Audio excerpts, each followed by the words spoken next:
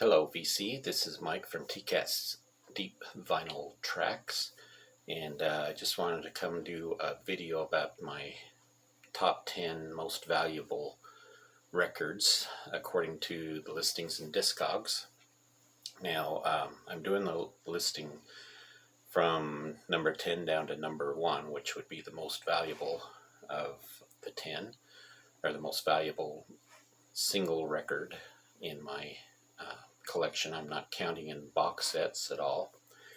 And I'm using the median price in Discogs, not the maximum price. And there's a reason for that. When you use the maximum price, you get a very strange, very interesting looking list. And just to prove that, I want to show you what would happen if I used my top 10 maximum possible price. Now the maximum price is the most that particular album is sold for whatever reason, and it's probably usually because it's in perfect condition, brand new sealed copy or something to that effect, or somebody who was just one of those suckers that was born every minute. That's a possibility too. So anyway, here's an example of that. Now, Rush Moving Pictures is a great album, but you can see this particular copy is not in very good shape. The record itself is good, but the cover is a little hashed.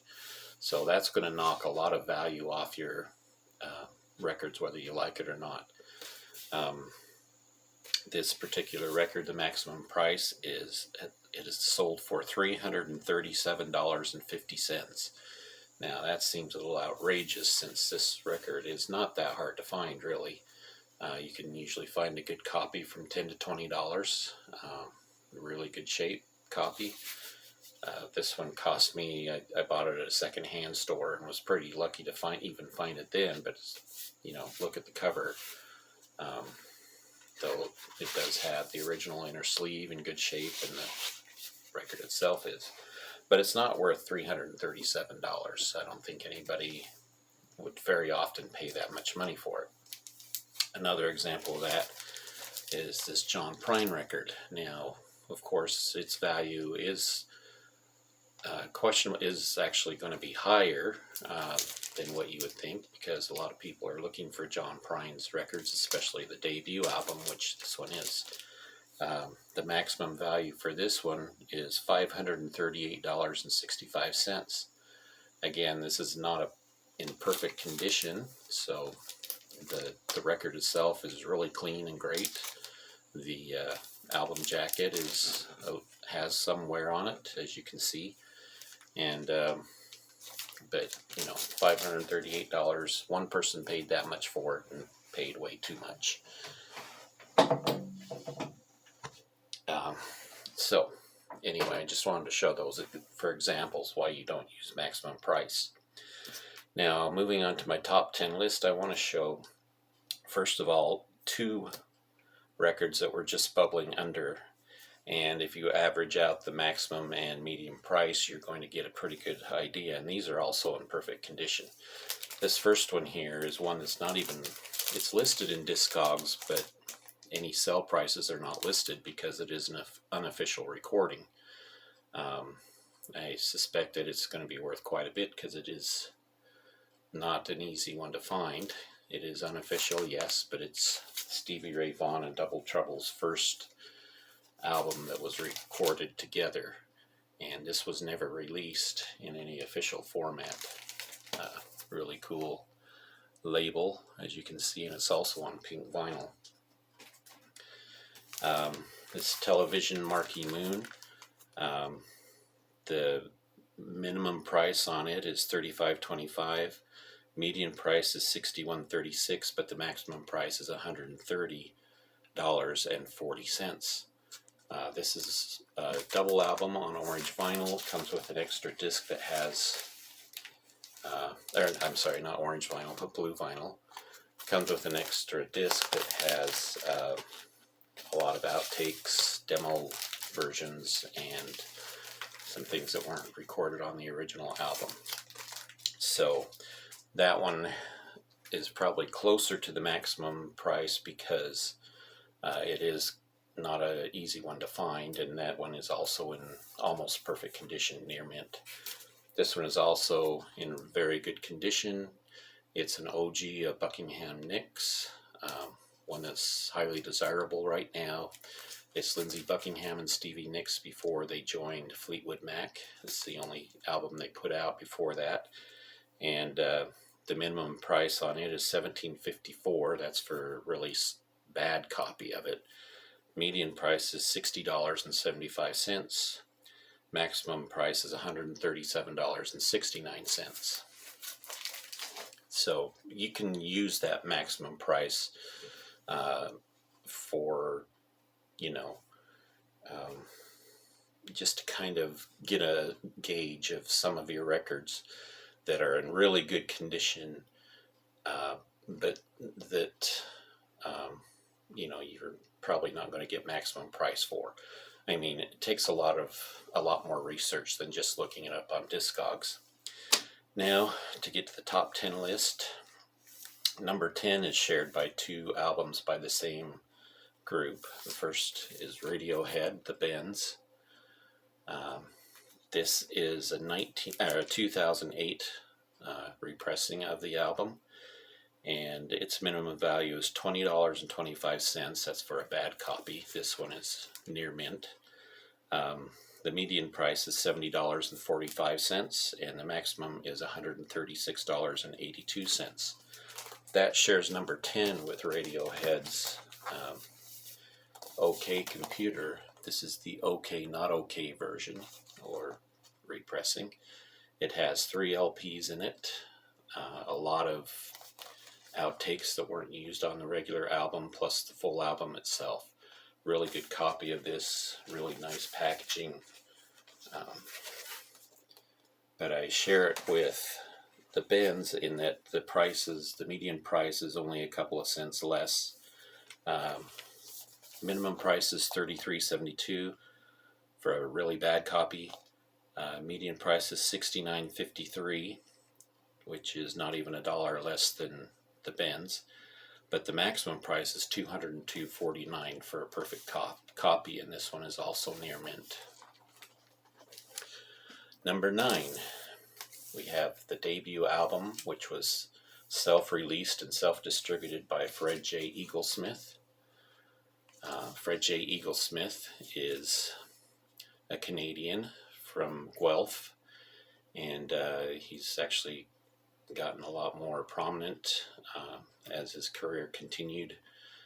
This was his first album. This album also is misprinted in that side 1 and side 2 on the labels are reversed.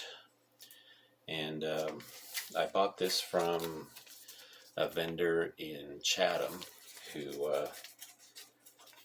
was really overpricing a lot of his records. They were in really bad shape. This one was in great shape. I knew what it was the minute I seen it, and I picked it up. And he wasn't charging very much for it because he had no idea who this was. But Fred J. Eaglesmith is your Bob Dylan sort of songwriter, I suppose, even though he hasn't been around very long. He's not as old. But this is actually a great album, and I was really happy to find it. One of those surprise finds. Number 8, Kings of Leon, Only by the Night. This is the 2008 pressing. The minimum price is $48.21. The median price is $81, and the maximum price is $188.99. I forgot to tell you about the Fred J. Eaglesmith album too. The prices on it, the minimum price is $51.14. I bought this for $8 in almost perfect condition. The median price is $76.70, and the maximum price is $114.75. So, anyway, Kings of Leon was number 8. Number 7 is the 2005 pressing of A Perfect Circle's Emotive. And that's also on orange vinyl, this particular pressing. This is, of course, the lead singer from Tool is the head over this particular project.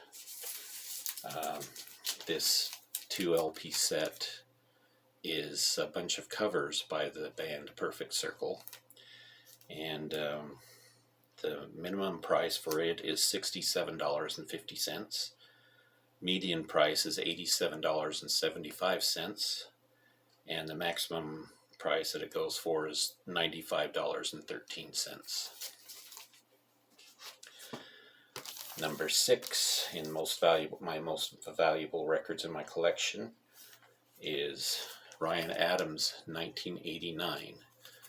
This is Ryan Adams' take on Taylor Swift's album of the same name. This is a Barnes & Noble exclusive copy in that it's on sea green vinyl.